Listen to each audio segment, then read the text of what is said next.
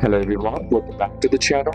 Hope you're doing well and fine. In today's video, I'll be showing you Figma how to edit text. So without wasting any time, let's just jump right on the video and make sure to watch this video till end and follow the steps as well. In order to edit the text in Figma, first what you need to do is simply head over and open up your browser.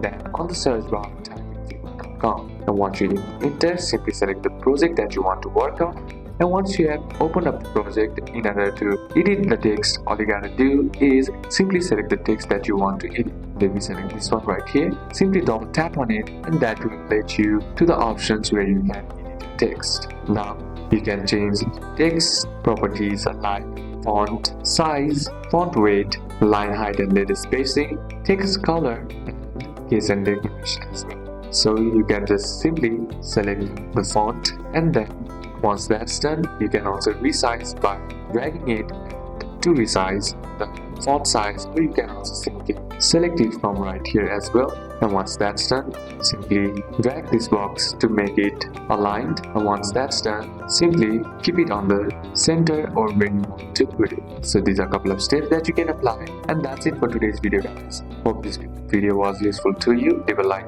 if it did. Comment down any questions that you have. And see you soon on the next one.